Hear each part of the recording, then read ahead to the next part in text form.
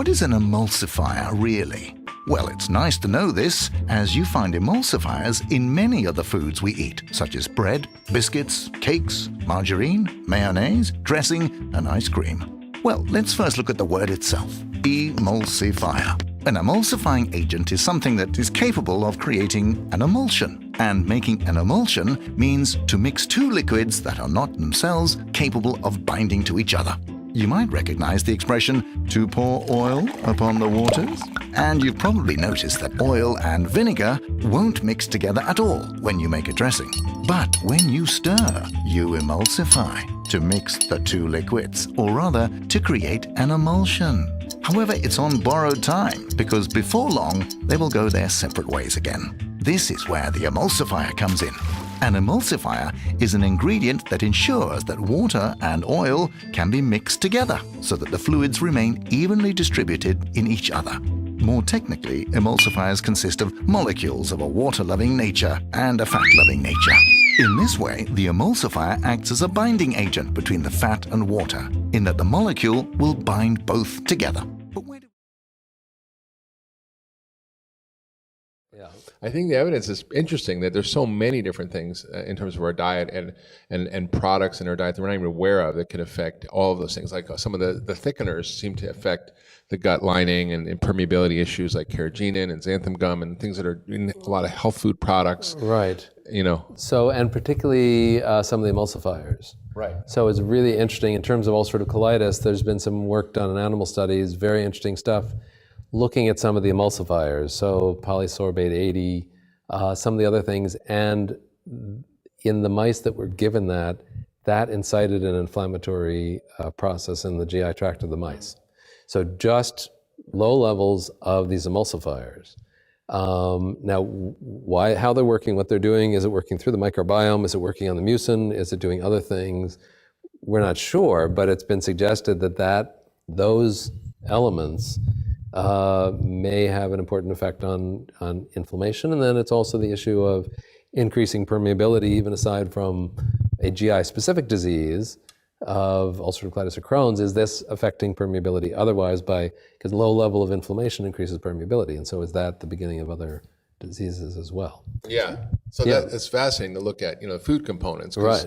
Most GI docs, I saw Crohn's patients yesterday and they said, my doctor told me there's no connection between food and... Right. And I said, well, just logically, if you're eating pounds of a substance every day and putting it in this tube that you're an expert in, why wouldn't you think it would have an impact? It is amazing that, firstly, that it's taken us this long to recognize the microbiome is important. When, what's sitting right there next to the mucosa, and, same thing, diet. I think many GI docs are now coming around to the view at least that it's important, but still the typical line is it's not important, or if it hurts when you go like this, then don't go like that. So if it hurts when you eat chocolate, don't eat chocolate. But it's obviously more complicated than that.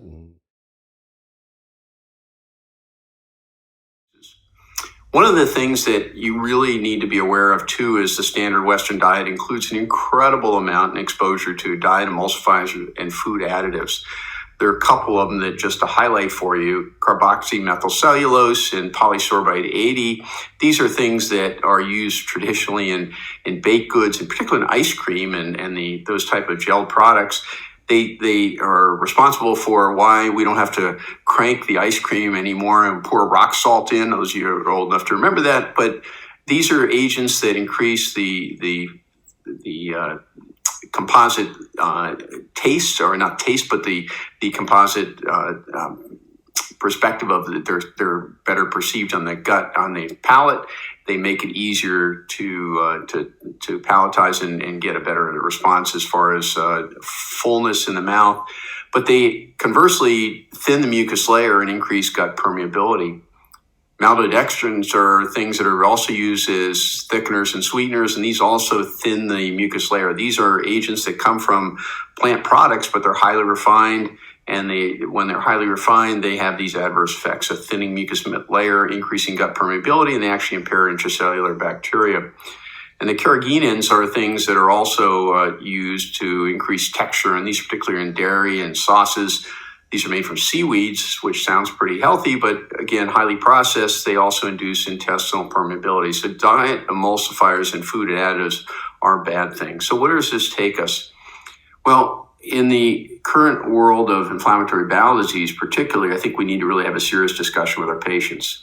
We should restrict animal fat, processed foods, and processed carbohydrates. The data are very strong for Crohn's disease. There's a bit of a data gap for ulcerative colitis, but I think the reason to wait for the ulcerative colitis trials to go here, I think it's senseless. These make common sense.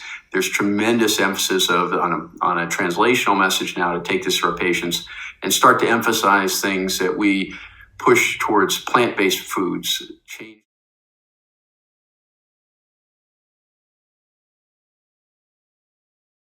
Now let's take a real-life example and examine two different brands of almond milk. Within the first one, we see all different ingredients like locust bean gum and gellan gum, but in the second one, it's a brand from Elmhurst and it's milked almonds. We take a closer look at the nutrition facts. It's only filtered water and almonds.